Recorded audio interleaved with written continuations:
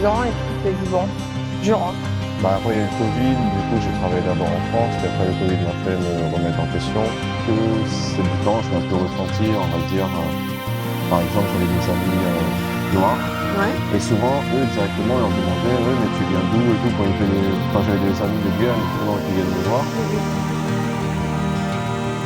Thématique, on met la bouteille, ça met l'étiquette, là, on gagne du temps par rapport à Ah ça. oui, parce que tout est fait main là pour Tout est le fait stand. main pour l'instant. Bonjour, bienvenue à tous dans ce nouvel épisode de Visage de Guyane.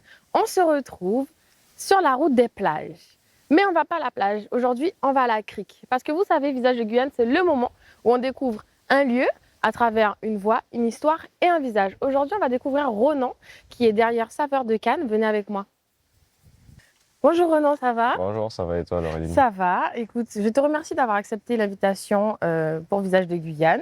Donc, tu es officiellement un visage de Guyane. Génial. Ouais, tu es honoré de ce titre, je le sais. Alors, aujourd'hui, on est à Remiremont-Joly, route des plages. Toi, tu m'as dit, je suis un gars, j'aime tout. J'aime la nature, j'aime tout, j'aime la plage, j'aime la crique. Ouais. Et je t'ai dit, bah, écoute, il y a une crique que j'ai envie de faire. Tu m'as dit, ah, ben, je connais pas. Et du coup, je t'ai emmenée. Parfait. Donc, on va la Première découvrir petit à petit ensemble. C'est un petit peu escarpé, donc vous allez voir au fur et à mesure de l'épisode. Et je te propose qu'on aille vers le premier point d'eau. Allez, c'est parti. Est-ce que tu peux te présenter pour les gens qui ne te connaissent pas? Alors, moi, je m'appelle Ronan, j'ai 29 ans. Je suis né en Guyane. Okay. J'ai grandi, fait toute ma scolarité en Guyane. Ensuite, je suis parti en France pour les études. Donc, parce qu'il n'y avait pas forcément, à l'époque, il n'y avait pas le cursus en Guyane. Donc, j'ai dû partir là-bas. J'ai fait 6 ans et après, j'en avais un peu marre de la France. Tu étais dans quelle ville? J'ai fait 2 villes, j'ai fait Nantes et Biarritz. Ok. Donc, C'était sympa, Biarritz? ouais, c'était sympa, mais c'est plutôt une ville, je dirais, balnéaire. C'est-à-dire, il y a beaucoup de monde l'été, pas beaucoup de monde le reste de l'année. Donc, mais c'était quand même une expérience. Ok. Donc, voilà. Et du coup, tu as fait les 6 ans et puis tu t'es dit, bon, je rentre. Après, il y a eu le Covid. Du coup, j'ai travaillé d'abord en France. Puis après, le Covid m'a fait me remettre en question. Et comme mes parents m'ont appelé en me disant, il faut que tu rentres, ça va être le bordel et tout. J'ai tout claqué. Je suis venu en Guyane, je suis revenu en Guyane et depuis, j'ai pas rebougé. Ok, donc tes parents, eux, ils sont de métropole et ils sont venus en Guyane? Alors, j'ai ma mère qui est de métropole et mon père qui est réunionnais. D'accord, ah oui, un mélange. Un mélange, un gros mix. Un mélange. C'est ça. Et du coup, ton père, il a grandi à La Réunion? Il a grandi à La Réunion, il a fait peut-être 20 ou 30 ans, je pense, facile. Et après, il est parti, il est gardien de prison, donc il avait demandé de base l'invitation à La Réunion, mais il est la Guyane. Et c'est comme ça que les choses se sont faites. Et il aime bien? Il aime bien, ouais. Depuis, il n'est pas reparti. C'est très bien, alors d'avoir l'avis d'un Réunionnais qui reste en Guyane, c'est sympa. Moi, j'ai fait un petit coucou à ma nièce qui est à La Réunion, je pense très fort à elle. D'ailleurs, tu es déjà à la Réunion? Ouais, je suis déjà allé 2 fois. Ok, bon, on va devoir y aller une 3e fois. Moi, je connais pas, donc tu vas devoir m'emmener. Allez. Ça te va? Ok. Faire découvrir. Et du coup, donc, quand tu es parti pour faire des études de quoi? Alors, après la terminale, je savais pas trop ce que je voulais faire. J'étais dans le bac S. Ok. Donc, j'ai dit, bon, on va continuer dans de manière générale. Donc, j'ai fait une prépa scientifique. Et suite à j'ai fait 2 ans de prépa. Après, j'ai intégré une école d'ingénieur. Et après, avec les stages, ça m'a donné un peu une expérience professionnelle. Donc, j'ai travaillé dans le bâtiment. Je travaillais aussi dans un bureau d'études. Ah ouais. Et après, je me suis aussi spécialisé. J'ai fait un 2e diplôme en partenariat avec mon école d'ingé. On avait un master en Espagne de gestion de projet et management. Ok, sympa. Sympa. Après, c'était très ingrat, je dirais, le bâtiment. Et c'est ce qui m'a fait me remettre en question. Et pendant mes études, je donnais des cours particuliers pour un peu arrondir les fins de mois et tout. Et c'est là que j'ai commencé à aimer cette envie de transmettre un peu toutes mes, on va dire, les petites techniques en maths, et tout comme ça. Okay. Et de voir des élèves progresser, j'aimais bien, quoi. Ouais. Et c'est pour ça que je me suis réorienté, je suis prof maintenant. T'es prof, écoute. Faire des études d'ingé pour finir prof. C'est bien aussi, comme ça, on est sûr que dans ton domaine, en tout cas, tu as les compétences. Mais du coup, tu as fait les années de prépa d'un coup? Première année, 2e année? Ouais. Ok, non, mais faut souligner la performance, hein. C'était pas facile. Mais je sais que c'est un gros sacrifice, la prépa pour les écoles d'ingénieurs. Enfin, C'est je ça, c'est sais des que- concours et ouais. du coup, il faut. Mm. La première année, c'est de découvrir une nouvelle culture, un nouveau pays. J'avais jamais vécu en France. Oui. Et surtout quand je suis arrivé, j'avais 17 ans. Ah ouais. J'étais seul. Et pendant 6 mois, quand on n'est pas majeur, c'est un peu compliqué en termes administratifs. Ouais, c'est vrai. T'es un peu bloqué, t'es entre deux. C'est ça, Entre l'indépendance, mais pas vraiment. c'est ça. Ok. Et ça, justement, ça a été de partir, faire ce gros sacrifice qu'elle a prépa, parce que ça demande beaucoup de mobilisation mentale, physique. Enfin, ça a Et ça été m'a permis cette d'être. adaptation-là, c'est quand même assez dur, hein. Oui, c'est pas facile sur le moment. Puis après, ça demande aussi une certaine maturité parce que Ouais. on est tout seul. On se dit, bon, il n'y a plus papa, maman pour, on va Ah dire, oui. nous calmer ou nous driver. Mm, mm. Et là, c'est des choix, des sacrifices à faire pour ce que tu veux faire plus tard, quoi. Ouais. Donc moi, je me suis dit, je vais sacrifier 2 ans de ma vie et au moins après, je pourrais plus profiter par la suite, quoi. Ouais. Ouais, c'est Enfin, bien. j'avais cette vision-là à l'époque. Ouais. Déjà à 17 ans, tu avais cette vision-là. Mm. C'est prometteur pour tout le reste. C'est ça. Écoute, je te propose qu'on aille s'asseoir sur le petit rocher là, parce que ça a l'air sympa, hein. Allez. Allez. Bon, faut faire attention quand même, hein. Ouais. Même si toi, tu es un grand sportif. Grand, c'est un bien grand mot. J'ai fait un peu de sport, ça va. Du coup, là, on est installé. J'aime bien ce petit point d'eau. Il y a plusieurs. En fait, c'est ça qui est sympa avec cette crique, c'est qu'il y a plusieurs bassins, si on peut dire. Là, tu vois, un enfant de 2-3 ans, peut venir tu se peux le baigner. surveiller. Il n'y Voilà. a pas de courant et C'est tout. ça. Ce que j'aime bien faire dans l'émission, quand on va dans des lieux qui sont jolis, mais qui malheureusement sont du coup très visités, faites attention, repartez avec vos déchets. Mm. Voilà, c'est le message qu'on donne à chaque Très fois dans important, certaines ouais. émissions. Il y a parfois, on a des lieux qui sont nickel, propres. Puis on a des lieux comme ça où les gens font beaucoup moins attention. Donc, on le répète, la nature, c'est pas votre poubelle. Vous partez avec vos déchets. Voilà. Et venez avec vos sacs poubelles. Exactement. Ça vous coûte rien. Vous n'allez pas partir plus lourd que vous êtes arrivé. Même plus léger en général. Surtout. Donc, pour revenir justement sur cette expérience, donc, un jeune Guyanais qui part faire ses études, dans des études quand même assez difficiles, voilà, qui demandent beaucoup de mobilisation. Comment tu l'as vécu d'être Guyanais, de ne pas ressembler à un Guyanais selon les stéréotypes qu'on peut avoir? On peut imaginer un créole. Enfin, voilà. Comment tu l'as vécu déjà en France, cette différence-là? Disons que cette différence, je l'ai un peu ressentie, on va dire. Par exemple, j'avais des amis noirs. Ouais. Et souvent, eux, directement, on leur demandait, ouais, mais tu viens d'où et tout, quand j'avais des amis de Guyane, justement, qui viennent me voir. Directement, ah, tu viens d'où, t'es pas d'ici, ou... Alors que, les gars, moi, c'est le même principe aussi, hein. Je découvre votre pays, je découvre votre culture. Ouais. C'est juste que, ok, je suis pas bronzé comme il faudrait, on va dire, mais j'ai grandi à la créole, on va dire, hein, parce que avec l'éducation créole du côté de mon père, l'éducation, on va dire, française du côté de ma mère, et j'ai grandi 12 ans à Copaya. Ah oui. Donc, et ma gardienne, c'était ma voisine, donc une famille guadeloupéenne, donc aussi j'ai eu l'éducation guadeloupéenne, elle était gardienne d'enfants et tout, et ouais, ça a fait... je suis devenu la personne que je suis grâce à tout ça, on va dire, mais en France, c'est vrai que c'était un peu frustrant, parce que j'aime bien parler de mes origines, d'où je viens, je suis assez fier de mon pays et tout, donc... souvent, je faisais la remarque aussi en disant c'est pas parce que je suis blanc que je viens forcément de France et tout. C'est ça.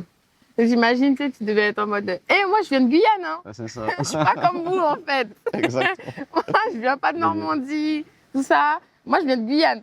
Moi, Attention. des fois, j'avais des potes, ils se foutaient de ma gueule par rapport à mes expressions et tout. Ah oui, non, mais ça... Je leur dis, ouais, passe un pot. Je dis, mais c'est quoi un pot? C'est ça, le pot de fleurs. Alors moi, je voulais juste un pot pour boire. Mais tu sais, je devrais faire une vidéo qui retrace un petit peu toutes les expressions que j'ai découvertes qui n'étaient pas françaises en allant faire les études là-bas. C'est vrai qu'il y en a pas mal, mine de Ah, rien. mais abusé. Tu sais, j'ai demandé à quelqu'un, tu touches combien? Il m'a dit, comment ça, je touche combien? Ah ouais, ok. Je Ça, dis, je mais savais tu pas, touches par combien? Mais ouais, eux, ils disent, c'est quoi ton salaire? Tu vois, des choses comme ça. tu touches combien? Et la personne me regarde en mode, qu'est-ce que je touche? Genre, c'est des expressions où tu te rends compte quand tu sors de ton environnement que ce n'est pas français. C'est ça. En Même tout quand cas, on c'est dit pas par exemple les utilisé. savates, Oui, ils n'ont pas l'habitude d'entendre non. savate. Claquette. Claquette ou tongue. Ouais, à la limite. Non, c'est vrai. Mais du coup, c'est un peu ça aussi. Ça a dû être challengeant de ne pas ressembler à ses origines. C'est ça. Ouais, j'imagine. Et puis, comme j'aime bien dire, moi, c'est quand je suis arrivée du coup à Lyon que j'ai vraiment senti que j'étais noire. Parce qu'en Guyane, par rapport à mon métissage, par rapport à mes goûts musicaux, vestimentaires, toujours, j'étais comme une blanche, comme une blanche. Et en fait, c'est quand je suis arrivée là-bas que là, j'ai senti que La oui, non, j'étais différence pas et comme tout. une blanche. Finalement, je suis noire. À leurs yeux, je suis noire. Et toi, peut-être que c'était dans le sens inverse. Avoir grandi dans un environnement majoritairement noir, C'est ça. on a dû te faire remarquer que tu étais blonde depuis très jeune, Un peu j'imagine. le bounty, des trucs comme ça, mais c'était bon enfant, quoi. Ouais. Donc après, moi, il y a tous mes proches disaient, mais toi, t'es pas un vrai blanc, t'es un vrai créole et tout. Donc en soi, disons que j'ai pas ressenti, on va dire, un racisme anti-blanc Ouais. ou autre ici. Donc non, moi, c'est pour ça que je suis revenu. J'ai kiffé vivre ici. J'ai grandi ici. Mhm. Tout l'environnement, le cadre. Aussi, ce que j'aime bien, c'est que il y a tellement de mélanges en Guyane. Ouais. Donc, il n'y a pas forcément que les Blancs et les Noirs. Il y a aussi les Chinois, il y a aussi les Libanais, il y a aussi les Brésiliens. Il y en a tellement, Mhm. tellement de nationalités. Donc, moi, c'est ça que j'aime bien, ce côté un peu cosmopolite et tout, quoi. Ouais. Non, vraiment, c'est un peu la force de la Guyane. Et puis, Mm. on peut dire ce qu'on veut, il fait bon vivre. Tu vois, là, on Clairement. était sur la plage Gosselin. Maintenant, il y a À la quelques crique, mètres, il y a la crique. c'est ça. J'ai envoyé un petit snap à tous mes amis de métropole pour leur dire regardez où je suis un dimanche matin. Vous, dans votre grisaille parisienne, vous êtes où? Enfin, tu vois, c'est quand même une chance. D'avoir Et aussi ce climat sur toute l'année aussi, tu c'est vois. ça. Parce que quand j'ai découvert le froid, Seigneur. Ah, ne m'en parle pas.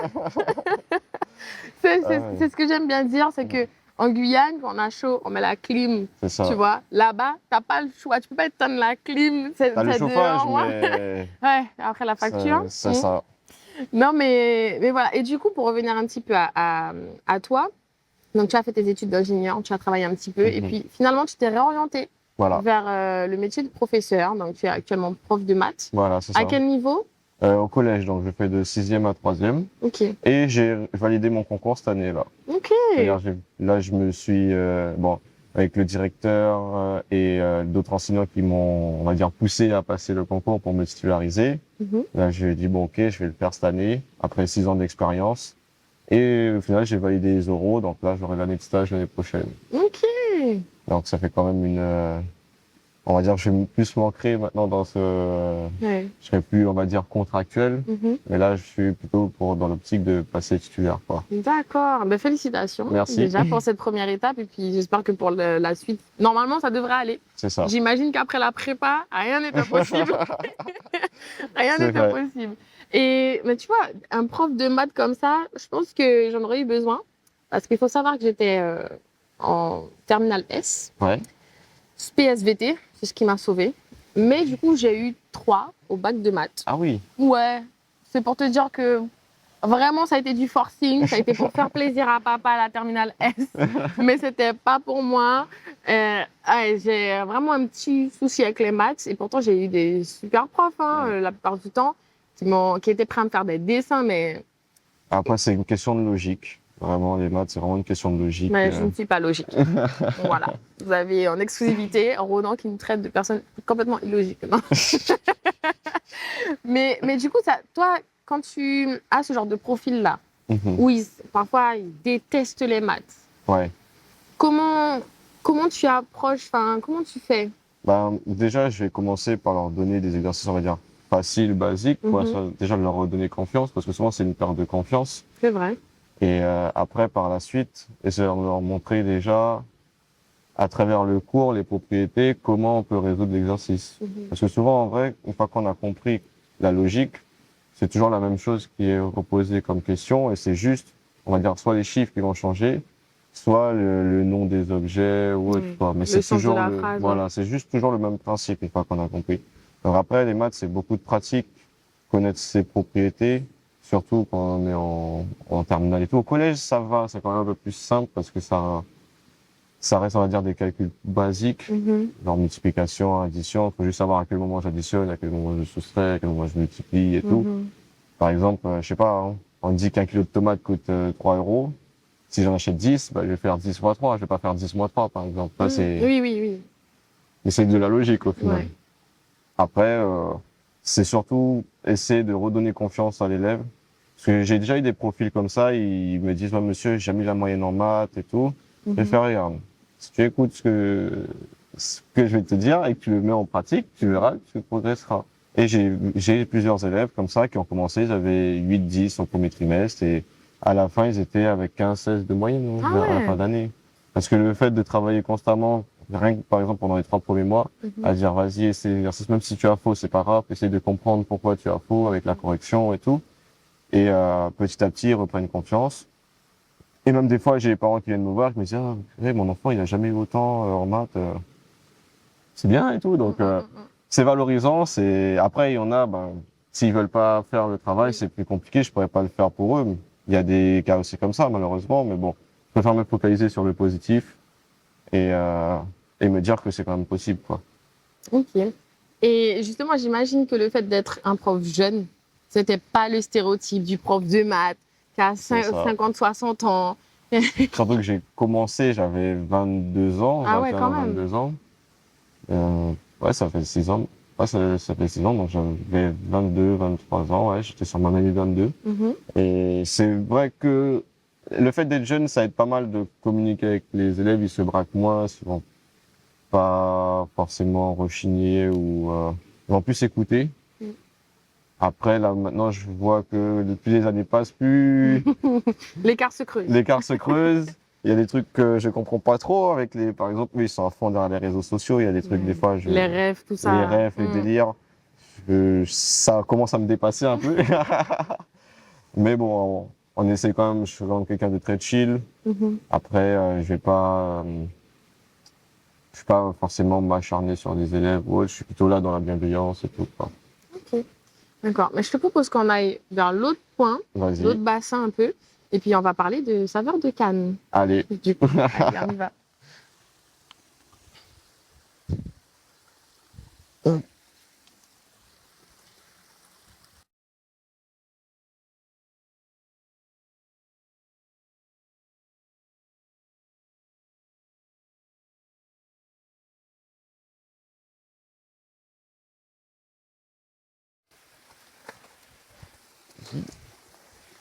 Les pieds dans l'eau un dimanche matin, c'est sympa. Bien frais en plus. Ouais, ça va, je m'attendais encore plus froid, tu vois. Sauf si c'est parce que... Du coup, parlons un petit peu de saveur de canne. Saveur de canne. Donc, pour expliquer un petit peu le... Qu'est-ce que c'est? Voilà, qu'est-ce que c'est, les gens qui connaissent pas encore. Vas-y. Alors, bah, du coup, Saveur de Canne, c'est une entreprise que j'ai lancée avec 2 autres potes. Ouais. Donc, on produit et on commercialise des punchs à base de rhum blanc. Et ça va faire 1 an et demi qu'on s'est lancé officiellement. Donc, la marque est en pleine expansion, en plein développement. Tout à fait normal. Et du coup, ouais, bah là, on fait beaucoup de stands de dégustation, que ce soit pour les marchés de Noël, que ce soit pour des événements comme le guide dressing au Break Club. Ah. Donc, on essaie d'être présent un peu partout. Donc, n'hésitez pas à suivre la page Instagram si vous voulez savoir nos différents points de vente. Voilà. Donc, Saveur de Canne avec un S saveur à la fin et Canne à la fin aussi, S. Donc, c'était notre premier projet d'entrepreneuriat. Donc, vraiment, on n'a aucune expérience, on découvre petit à petit. Mais c'est quand même, on fait ça à côté aussi de nos métiers respectifs. Ouais. Donc, c'est juste du plus qu'on se dit, mais ça nous prend quand même pas mal de temps. Ben, j'imagine. Et c'est une belle expérience qu'on fait, donc petit à petit, et on espère aller assez loin quand même. Et comment l'idée vous est venue? Donc, c'est un rhum arrangé? C'est un punch. C'est pas un rhum arrangé, okay. C'est vraiment, ça se boit comme un cocktail, on est vraiment pas fort, on est à 15 degrés. Okay. Donc, on va faire notre propre sirop maison. On va prendre aussi des fruits qu'on va transformer avec une centrifugeuse. Donc, on va récupérer la pulpe et après, on va mettre du rhum blanc dedans. Et le but, c'est vraiment qu'on prennent des produits locaux et quand on veut pas mettre de conservateurs, additifs, on veut vraiment garder le produit brut, le plus brut possible, parce que comme j'ai dit, on est en Guyane, on a des super produits, donc il faut quand même réussir à les mettre en valeur. Et quand, par exemple, j'ai fait des voyages aux Antilles, on voit comment le marché il est étendu. C'est-à-dire il y a les producteurs de rhum, mais aussi les artisans qui vont faire leur propre punch et tout.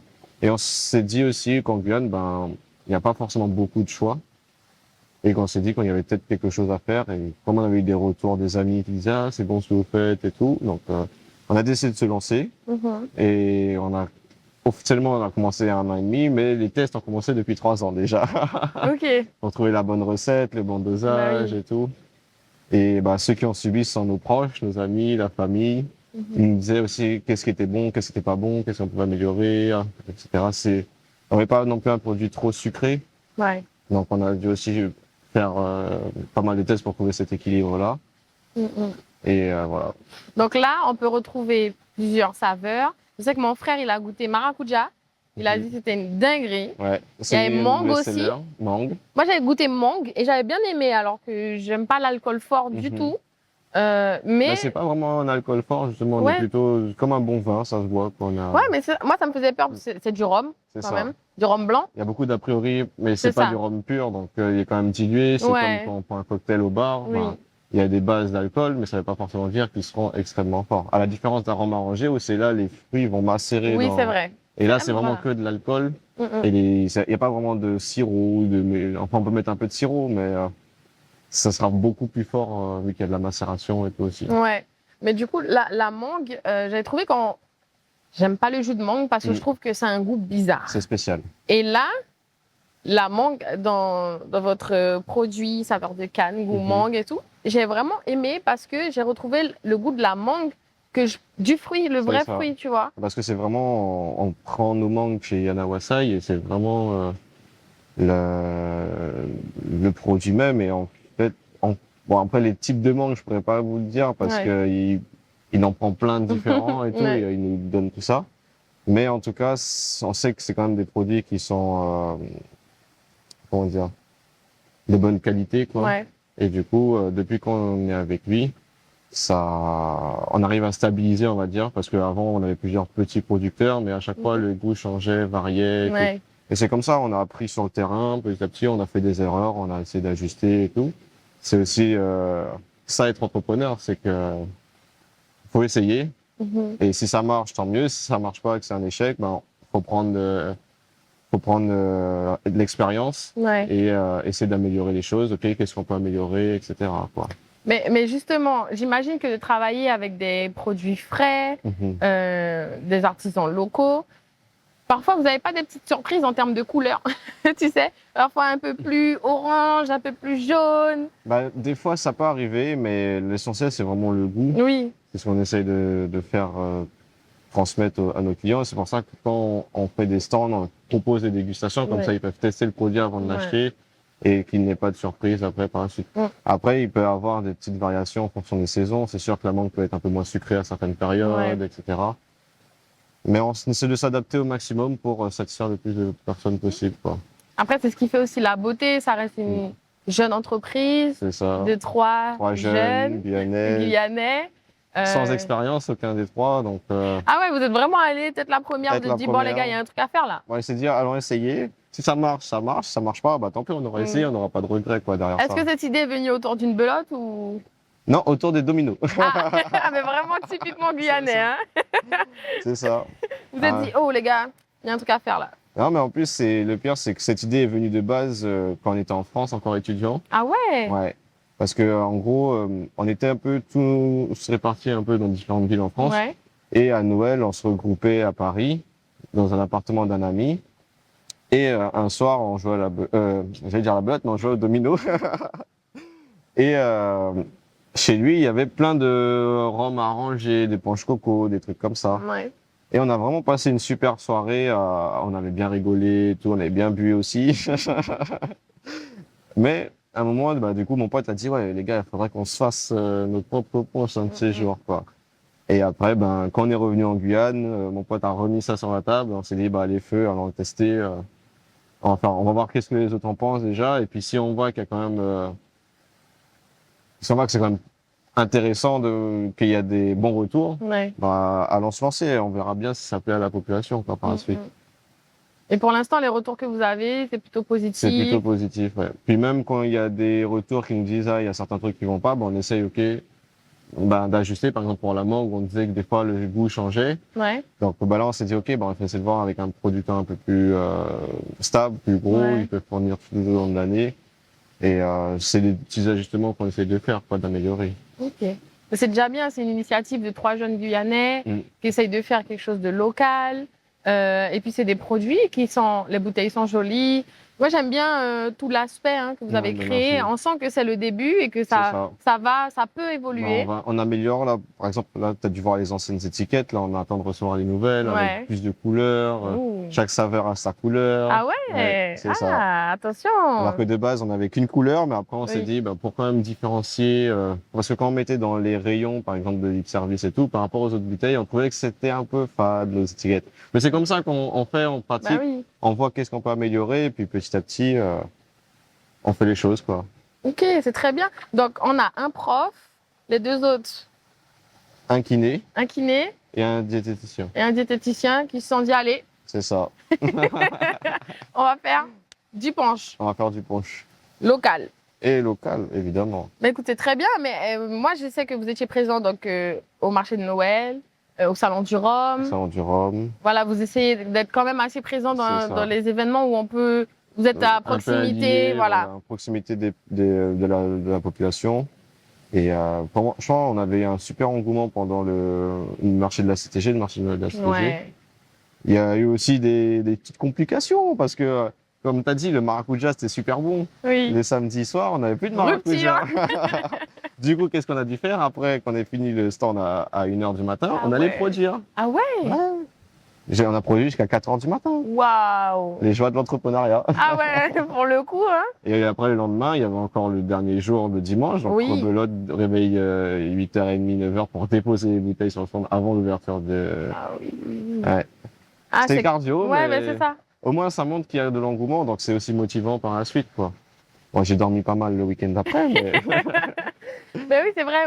Moi, je suis venue sur votre stand avec mon frère le dimanche soir. On sentait que, ouais. Ah, la fatigue, comme après Voilà. vendredi, samedi, et le samedi Ouais. soir nous a achevé.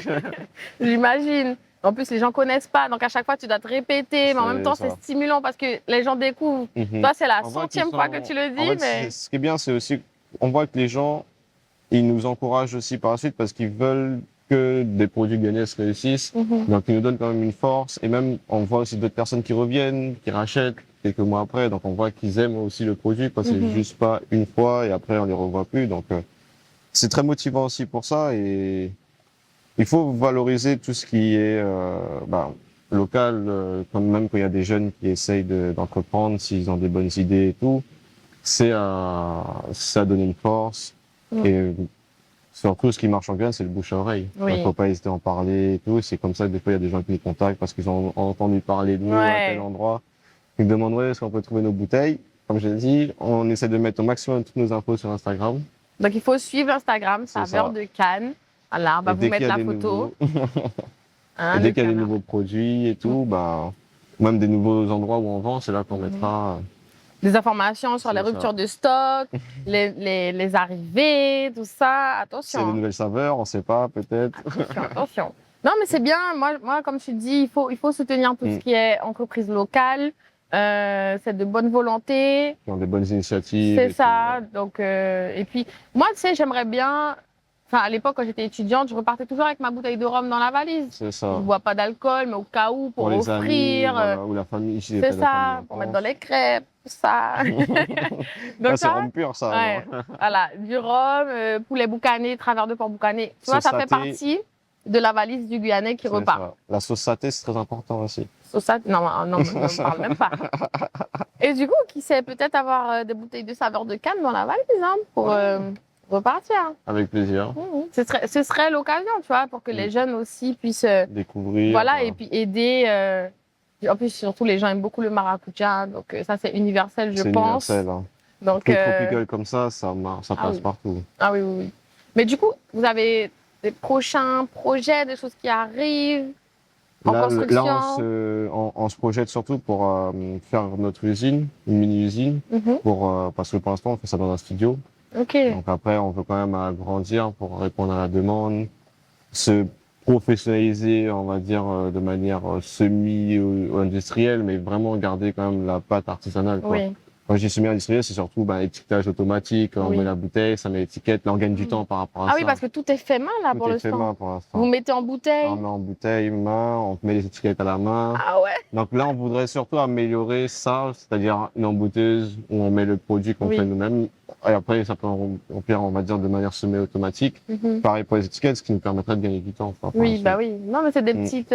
C'est des petites améliorations, mais qu'on Mhm. voit au fur et à mesure qu'on fait. Et puis,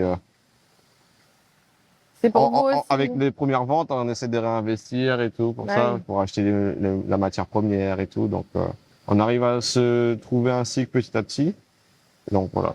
Ok, ouais, j'imagine que là, pour tous les bénéfices, c'est du Voilà. réinvestissement C'est à du chaque fois. réinvestissement total et tout. Ouais, c'est ça. Ouais. Ah ouais. Donc, vous êtes parti sur des fonds propres. Ouais. Et pas sur des fonds propres. Faut être déter. Faut être déter, faut avoir confiance aussi en son projet. Mhm. On a réussi à avoir quelques aides par le PIGE, mais si on devait attendre le lancement par rapport à ça, on aurait à peine commencé aujourd'hui. Ouais. Quoi. Ok. Donc on les a reçus peut-être fin d'année 2025, alors qu'on a fait la demande un an avant. Donc Voilà, on passe aussi un petit message. Les administrations, n'hésitez pas à être beaucoup plus dynamiques, réactives, ouais, pour accompagner c'est le ça. dynamisme de nos jeunes, de nos Guyanais. Ah, on est accompagnés. Voilà, je ne sais pas si on va l'entendre, mais là, la nature s'est réveillée d'un coup. Voilà, déjà, on a de la chance d'être dans un cadre comme ça. C'est clair. Il fait beau, il fait fait beau, chaud, il fait chaud. il pleut pas. J'avais peur. J'avais peur. Hier, j'étais comme ça, je me suis dit... Ça, oui. C'est vrai que c'est très instable en ce moment, mais bon, c'est C'est une ça. chance sur deux. C'est ça. Je me suis dit, ça passe, ça casse. Mm. J'ai déjà fait des interviews sous la pluie. Ça doit pas C'est être très génial. drôle, ouais. C'est génial, c'est une vibe. Ça montre aussi un autre aspect de la Guyane, tu vois. C'est quelque chose. Il faut juste faire attention pour pas tomber, quoi. C'est ça. Voilà. On ne dira pas plus sur cette histoire de tomber. Un jour, vous verrez peut-être un best-of. Mais du coup, toi, dans ton côté perso, tout à l'heure, je parlais de belote. Parce que moi, j'ai fait ta rencontre officiellement autour d'une belote où j'ai gagné, tu as gagné. Non, quand j'ai joué contre toi, j'ai perdu, je crois. Ouais, voilà. David, il attendait que je dise t'as perdu. Voilà, j'avais gagné toute la soirée. Et il a fallu que je rentre. Et quand il est arrivé, il a Après, tout on va fait. dire c'était un peu la chance des cartes. Parce que des fois, il y a du jeu, des fois, il n'y a pas de jeu. C'est des trucs qui arrivent. J'avais du jeu avant que tu arrives. Hein. Et puis, tu es arrivé. Ça a tourné. Voilà. C'est pas grave, c'est OK. C'est le jeu. Voilà, donc toi, tu aimes beaucoup la belote. Ouais. Tu joues souvent. C'est très stratégique. Ça reste aussi mathématique. Ouais, oui. Ben oui, faut tu comptes compter les cartes. Voilà. Tout, voilà. Faut compter. Il y a 32 cartes, ça va. Ouais. Tu parles comment t'entends? Pareil, un ingénieur, tout ça. Et il me dit, bah, tu comptes les cartes. Ouais. Il y en a 8 de chaque. C'est ça. Il y en a 4 qui sortent à chaque tour. C'est déjà trop pour mon cerveau là. C'est déjà trop. Moi, vraiment, c'est freestyle. Voilà, parfois, je me concentre déjà à compter la couleur d'atout. C'est déjà bien. Mais voilà. Et tu vois, je découvre en fait là en grandissant, je vais pas dire en vieillissant, en grandissant. Je grandis toujours. On grandit tous, ouais. Voilà. Qu'il y a vraiment, il y a un engouement pour la belote en Guyane, tu vois. Moi, j'ai appris à jouer à la belote dans ma famille blanche, donc à Pontarlier. Moi, c'est avec mon père. Tu vois. J'ai appris la dure. J'imagine. C'est ça. Mais après, il y a beaucoup de membres dans ma famille qui jouent à la belote. Beaucoup d'amis aussi de la famille qui jouent à la belote. Moi, j'avais peut-être 14-13 ans. Ils faisaient des tables. Il y avait 4-5 tables de 4 personnes à chaque fois. Quoi. On faisait des repas familiales le dimanche. Donc, on a appris à la dure. Quoi. Ah ouais. C'est bien, c'est bien. J'aime bien, ça rassemble. C'est ça. Ça peut. On rigole bien et tout. Oui, il y a des discussions, tout ça. Ça envoie des blagues. C'est ça. Voilà, c'est bon enfant. C'est convivial, quoi. Et c'est tout ce que j'aime ici. C'est des petites crevettes, en fait. Je sais pas si tu vas voir. Je sais pas si je bouge. J'ai été distraite parce qu'il y a des petits poissons, des petites crevettes. Tout à l'heure, j'ai vu. Mais voilà, en tout cas, ne jouez pas à la belote contre Ronan si vous êtes mauvais perdant. Vous allez perdre. D'accord? Voilà. Voilà, on fait un petit coucou à ton groupe de belote. Voilà, on va. Voilà. Après, je perds aussi des fois, mais bon, ça arrive, quoi. J'aime bien, je perds aussi des fois, t'es humble. Oui, il faut être humble. Et donc, tu aimes aussi le sport. Ouais. Qu'est-ce que tu fais? Alors, j'ai fait beaucoup de choses. Ma mère m'a beaucoup incité à faire du sport depuis tout petit. Ok. Parce que c'est ce qui permet aussi d'évacuer après une longue journée à l'école ou même de se dépenser. Et que c'est quand même important de pratiquer une activité physique de manière régulière. Alors, ce que je fais là en ce moment principalement, c'est du foot, donc au soccer time et du paddle. Ok. Après, je fais un peu de temps en temps du tennis avec des potes. Parce que j'ai fait pendant 10 ans du tennis, mais quand j'étais plus jeune. J'ai fait aussi pas mal de foot. Après, j'ai fait aussi du badminton. J'ai fait du handball, j'ai fait de la natation, j'ai fait du judo. Donc j'ai un peu testé un peu de tout. Pour au final, ben, je sais que ce que j'aime vraiment maintenant, c'est vraiment le foot, mais de manière moins régulière maintenant parce que ça reste quand même assez intensif. Ouais. Et pour éviter les blessures et tout, parce que bon, je suis pas payé pour tout ça non plus, donc je vais pas ruiner mon corps, mais de temps en temps, faire 1 ou 2 soccer par semaine, du paddle aussi. Des fois, je vais courir aussi pour garder un peu le cardio. Et après, un peu de renforcement musculaire avec un pote, on va au street, devant des délires. On essaye d'aller au moins carrément. 1 fois par semaine. Ah ouais. Et t'arrives à faire tout ça, être prof, entrepreneur, aller faire du sport, jouer à la belote. Et à la belote. Ah, c'est cardio. Tu dors? En ce moment, pas trop, mais je dois dormir peut-être 6-7 heures par nuit, mais Ah oui, ok, ça va. disons que c'est une organisation à avoir. Ouais, c'est un équilibre. Voilà, c'est un équilibre. Après, ce qui est bien aussi quand on est prof, c'est qu'on a quand même assez de temps libre par rapport à quand j'étais conducteur de travaux. C'est sûr que là, j'ai beaucoup plus de temps libre, donc j'arrive à jongler un peu avec le tout. Mais souvent, le sport, ben, c'est le soir. Après, le soir, il y a peut-être la belote à 21h, 22h. Donc, c'est cardio. C'est cardio, mais au moins, je m'ennuie pas, quoi. C'est ça. Je pense que tu es ce genre de personne qui vous avez besoin d'activité, de faire des choses. J'ai toujours été très dynamique en étant petit. Ma mère m'appelait la tornade, donc c'est peut-être pas pour le bulldozer. Parce que j'avais quand même beaucoup d'énergie, mais ouais. Et tu vois, c'est un peu contrasté avec ta façon de parler. De manière assez calme. Ouais, très chill, très machin. On t'imagine pas en train de courir à droite à gauche, faire des trucs. Après, c'est dans ma nature aussi d'être comme ça. Je pense avoir grandi ici, ça m'a fait aussi être plus posé. Ouais, c'est vrai. Parce que c'est vrai que j'ai compris que j'étais quand même assez calme. Quand j'étais en France, c'est que une fois j'étais à Paris et je vois que un papy qui boite avec une canne me dépasse en marchant. C'est vrai que je me suis dit, bon, ok. Ah bah oui, pour le coup... Je suis un peu trop calme, mais après, justement, j'en profite quand je fais mon sport de vraiment me défouler et après, Après, je suis bien. Ouais. Je suis posé, tranquille. Ok. Et là, nous, on est posé, tranquille, no stress. D'ailleurs, j'aime bien cet endroit-là. Je suis venue 2 fois. Il y a un bassin encore plus haut, mais c'est vraiment escarpé. Faut être déter pour y aller, mais c'est vraiment sympa. Là, je suis venue et j'ai fait un super shooting photo avec Fab, d'ailleurs, qui je fais un petit coucou. Un photographe incroyable qui travaille avec la lumière naturelle. Et c'est ce que j'ai beaucoup aimé, c'est parce qu'avec déjà tout ce que la Guyane nous offre, de ne pas rajouter, de faire avec. Je trouvais que c'était je trouvais que c'était très guyanais. On fait avec notre réalité et on fait de belles choses. Et voilà, et du coup, vous pouvez voir sur mon compte Instagram, je fais la pub. Non. Ce petit shooting photo. Mais voilà, j'aime vraiment beaucoup ce lieu. Il y a ce côté un peu forêt tropicale. Puis il y a de l'eau, tu vois, on est posé. Un peu dans toutes les criques, c'est un peu comme ça. C'est ça qui est bien aussi. Par exemple, si tu fais le bagne des Anamites, si tu fais le Rorota, tu as toute cette vibe-là. Et là, je donnais que 2 exemples, il y en a tellement encore. Ouais, oui. Les savanes roches et tout, il y en a vraiment plein. On va pas parler de ce genre de choses.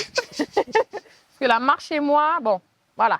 Écoute, je te propose qu'on redescende un petit peu. Il y a encore un autre petit point de vue sympathique. Allez. Et puis, comme ça, on fera la conclusion de l'interview. Ah ouais, c'est parti. Hop. Hop, je m'installe à côté de toi. Sur un 3e lieu. Alors. Un peu au soleil. Je vais essayer de ne pas tomber. Hop, c'est bon. C'est bon, c'est bon. Je me suis fait attaquer par des mini crevettes. Crevettes écrevisses. On voit encore là. Ouais. Elles sont quand même un peu plus grosses ici. Du coup, donc on a parlé de saveur de canne, on a parlé du côté prof, des études, de la belote, du sport. Et il y a un autre aspect aussi que tu m'as dit, oui, on peut l'aborder, c'est l'investissement. C'est ça. Tu as investi dans l'immobilier. Ouais, il y a 1 an et demi à peu près. Déjà, c'est bien que à ton âge, tu aies pu acheter un appart. C'était assez compliqué parce que j'étais en CDD, comme j'étais contractuel en tant que prof. Ouais. Mais le fait d'avoir une bonne gestion financière et de montrer aussi le projet, quoi. Donc c'était un bien qui était ancien, donc je voulais faire des travaux et tout pour donner de la valeur. Et c'est ce qui a un peu permis de laisser la banque m'accorder leur prêt. Et depuis, bah là, ça va faire 1 an que les travaux sont terminés. Et le bien en location, il se loue bien, donc c'est plutôt cool. Et l'objectif, c'est aussi de continuer après par la suite, d'en racheter un autre, etc., quoi. Pour faire des compléments de revenus et aussi préparer la retraite. Oui, c'est ça. J'allais te demander pourquoi pour toi c'est important d'investir dans la pierre. Ouais. Il y a d'autres investissements. Il y a toi, tu as d'autres choisi investissements. la pierre pour l'instant. J'ai essayé plusieurs investissements parce que je suis quand même très curieux par rapport à ça. J'ai essayé la crypto, j'ai essayé, j'ai essayé pas mal de trucs. Bon, j'ai perdu de l'argent en crypto, donc. Mais dans tous les cas, je me suis dit depuis que j'ai commencé à travailler, j'ai quand même mis un peu d'argent de côté, etc. Et je me dis bon, on est jeune, autant essayer d'abord les investissements, on va dire à risque. Si je gagne, tant mieux. Si je perds, bon, tant pis, au moins j'aurais essayé, quoi. Et on va dire que l'immobilier peut faire peur par rapport à les on-dit qu'on entend. Ouais, on va déclarer ton appart, les locataires ci, les locataires ça. Et je pense que c'est toute une question d'organisation, encore une fois. Et après, il y a des placements qui sont, on va dire, un peu moins à risque, tout ce qui va être les actions ou les entreprises qui sont très bien cotées en bourse, etc. Mais les rendements sont bien sûr moins intéressants. Bah oui. Donc en Guyane, il y a quand même de belles opportunités à faire en termes d'immobilier par rapport à la France. Donc je me suis dit, je m'étais quand même pas mal renseigné dessus et je me suis dit, pourquoi pas essayer. Et au final, ça marche plutôt bien. Et j'ai aussi des potes qui ont investi aussi dans l'immobilier avant moi, donc ça donne aussi des exemples de voir que ça peut marcher, quoi. Donc c'est aussi valorisant d'avoir un bon entourage et c'est motivant, quoi. Ouais, mais justement par rapport à saveur de canne, par rapport à tout ça, les gens t'ont pas freiné en te disant tout ça, vous êtes sûr que ça va marcher, enfin. On a beaucoup de trucs comme ça. Déjà même par rapport à la famille qui nous disent ouais, t'es sûr, est-ce que tu veux vraiment te lancer dans ça et tout. Donc des fois c'est même les plus proches qui sont les plus je sais pas comment dire Les plus frileux. Voilà, les plus frileux, les plus réticents, voilà, les plus réticents. Après c'est à toi de te faire confiance et d'essayer et au moins je me dis j'aurai pas de regrets parce que j'ai essayé, quoi. Si ça marche pas, c'est la vie. Mais au moins, je sais que j'aurai pas de regrets plus tard en me disant, ah, si j'avais fait ci, si j'avais fait ça, peut-être ça aurait pu faire autre chose. Et du coup, au final, tant que ça marche, tant mieux. Après, si ça marche pas plus tard, c'est la vie, hein. Oui. L'important, c'est de mourir plus tard sans regret. Voilà. Leçon de vie de Ronan. Faut pas avoir peur. Justement, c'est quand on a peur qu'il faut se lancer. Et le faire avec la peur. Le faire avec la peur. Après, de manière quand même réfléchie. Oui. Pas se lancer non plus à l'inconnu. Quand même bien poser les chiffres avant, essayer de voir est-ce que ça peut être rentable et tout. Toujours la logique quand même. Un peu de logique toujours. Mais si on a un projet, il faut pas hésiter parce que soit nos proches, soit nos familles nous disent ouais, t'es sûr et tout. Si vous êtes sûr de ce que vous voulez faire, même si vous n'avez pas forcément d'expérience, faut quand même se lancer. Vous apprendrez avec le temps, à force de faire. On n'est pas parfait. Personne n'est parfait, je pense. C'est vrai. Et d'attendre que ça soit parfait pour se lancer, je pense que c'est pas la bonne idée. Parce que justement, on s'améliore en faisant des erreurs. Justement, il faut continuer à faire des erreurs parce que c'est comme ça qu'on évolue, quoi, par la suite, hein. Tu vois, c'est important ce que tu dis, de ne pas attendre de se sentir prêt pour faire les choses. C'est ça. Je pense qu'on est beaucoup, surtout à nos âges. Avec les réseaux, ce qu'on voit aussi sur les réseaux. Ouais, on voit des gens qui sont plus jeunes que nous, qui ont déjà réussi, et nous on C'est se ça. dit, bon, est-ce que ça vaut la peine que je le fasse? Enfin, tu vois, et j'aime bien aussi les posts qui remettent les choses. L'église au milieu du village, la plupart des millionnaires, ils ont 50 ans. 50, 60 ans. C'est ça, donc... Puis il ne faut pas forcément croire tout ce qui se passe aussi sur les réseaux. C'est vrai. Quoi, parce que des fois, ça peut être dû à des arnaques, que les gars gagnent de l'argent, à des formations qu'ils vendent en ligne, des trucs comme ça. Donc, c'est aussi profiter de... c'est très vrai. Je sais pas comment... pas la négligence, mais... c'est quoi? La naïveté des gens, voilà, c'est ça. Des jeunes surtout. Donc, après... faut pas forcément croire tout ce qu'on voit parce qu'il y en a, ils peuvent juste payer, je sais pas, une petite location d'une voiture pendant 1 heure. Ils font des posts en mode ouais, j'ai ma Lamborghini ou autre. Mais c'est pas forcément le cas, quoi. Ouais, c'est ça. Faut pas croire tout ce qu'on voit sur les réseaux. C'est ça. Regardez Visage de Guyane, c'est des vraies personnes. C'est mieux, voilà. Mais tu vois, c'est inspirant ce que tu dis en tout cas, de se lancer. C'est ok de faire des erreurs, c'est ok d'avoir des échecs. C'est ok, ça fait partie du process. L'important, c'est de se relever à chaque fois et de ne pas abandonner. Et après, si vraiment ça marche pas, ben au moins vous aurez tout tenté, quoi. C'est la vie. Dans tous les cas, personne n'arrive du premier coup. Moi, j'avais déjà lancé une autre entreprise qui n'a pas marché. Bah, on la ferme et on ouvre une autre. C'est pas grave. Ça fait partie de l'apprentissage, du chemin qu'on doit faire, quoi. Non, vraiment, c'est très important ce que tu dis. Vous avez vu en bronze au soleil juste pour vous. Mais je te propose qu'on redescende un petit peu, qu'on ait les pieds dans l'eau. Allez. Ce sera sympa. Hop. Ah oui, cascadeur sur nous, en fait. Du coup, j'ai quelques questions que je pose à tous mes invités à la fin de l'interview. Si tu avais quelqu'un qui connaît pas du tout la Guyane, qui vient en Guyane, tu peux l'emmener à un seul endroit, tu l'emmènes où? À un seul endroit? Un seul endroit. Aux îles du Salut. Direct. Ouais. C'est génial, les îles du Salut. En fait, il y a plein de choses qui regroupent là-bas.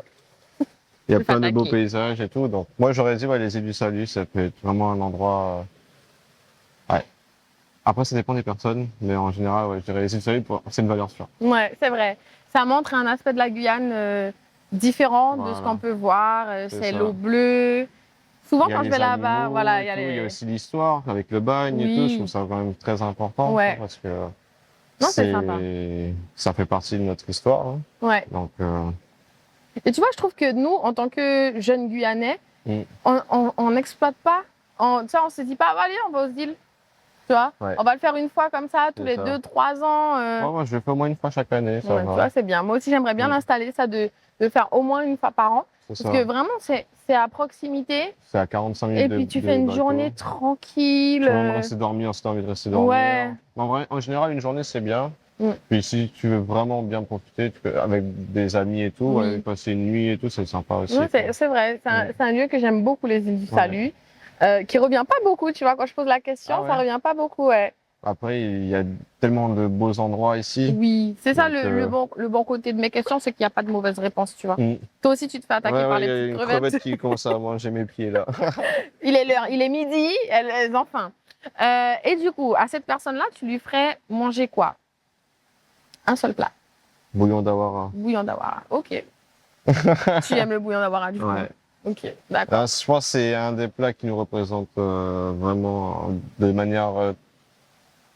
je pense qu'on est les seuls qui mangent ça dans le monde. Hein. Oui, je pense. De cette façon-là, en tout cas, oui. Avec poulet boucané, tout ça. Poisson fumé. Ouais. Je pense, la totale. Tu as déjà participé à la préparation d'un bouillon? J'ai déjà vu mon père faire. Ok, ton père? Ouais. Ok. Mon père faire. Après, participer, j'avais 8 ans, je tournais juste. Oui. Participer est un bien grand mot. Je pensais, je dirais, je l'ai vu faire.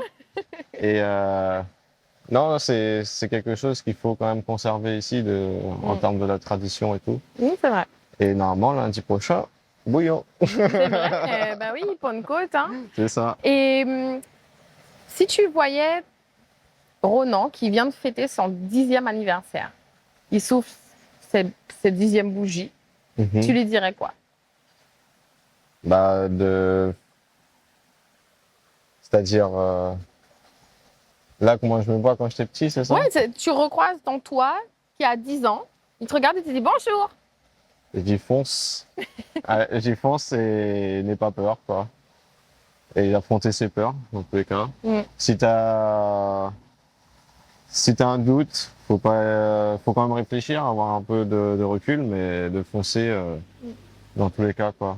Et que quoi qu'il arrive, même si tu échoues, il y a quand même de plus belles choses qui arrivent derrière, quoi. C'est pas pour rien ce que tu fais, quoi. Mm. Donc, tu lui dirais de continuer dans les études scientifiques, tout, hein? Ah, Même parcours. même parcours. C'est un peu ce qui Oh, t'a forgé, ouais, j'imagine. c'est ce qui m'a forgé. C'est grâce à ça que je suis devenu la personne que je suis aujourd'hui. Après, c'est sûr que si j'avais le recul que j'ai aujourd'hui, j'aurais peut-être fait des études différentes et tout. Enfin, des études différentes. Mais en tous les cas, j'ai aucun regret parce que ben, c'est ce qui m'a amené là où je suis aujourd'hui, tous les choix que j'ai faits. Ouais. Et j'assume tous les choix que j'ai faits jusqu'à présent, quoi. J'ai pas dit que j'ai fait toujours les bons choix, mais au moins, je commence à, je pense que je lui dirais que tu vas devenir quelqu'un de, enfin, tu pourras faire de toi, quoi, plus tard. Ok. C'est beau, c'est beau. Et il te dirait merci. Bon, j'ai natation, foot, hand. Donc je te laisse, je pars. Hein. Écoute, Ronan, merci beaucoup Bah, merci à d'avoir, toi de m'avoir invité. bah oui, d'avoir répondu présent. Avec Voilà, plaisir. c'était un appel vite fait. Tu m'as dit oui, pas de souci. En fait, ça te Ouais, ressemblait de c'est ça. oui, je suis dispo, vas-y. Ouais, on est dimanche, faut en profiter, hein. Voilà, donc c'est très bien. On a pu mettre en avant, voilà, saveur de Cannes. C'est la chose à retenir, la chose à soutenir vraiment. Suivez-le Instagram et puis restez connectés pour les Voilà. prochaines. N'hésitez pas à venir nous voir si vous voyez dans des expositions, Mais oui. des dégustations. Mais Avec oui. plaisir, on vous accueillera. Voilà, Ronan, il est sympa, il est chill, il est prof de maths. C'est ça. J'ai pas trop la dégaine d'un prof de maths, mais c'est pas grave, c'est marrant. On casse les stéréotypes. On casse les stéréotypes, ça c'est tout Bah oui. c'est tout moi, quoi. C'est ta vie. C'est ça. Un Guyanais qui ressemble pas à ce qu'on pourrait penser, Voilà. qu'on pourrait définir comme un Guyanais, qui est bien Guyanais Effectivement. et qui travaille pour. Et Voilà. fier de l'être. Exactement, t'as raison. T'as raison. Écoute, vraiment, merci beaucoup. Ben, merci. Et puis nous, on se retrouve très bientôt pour un nouvel épisode de Visage de Guyane. Au revoir. Salut.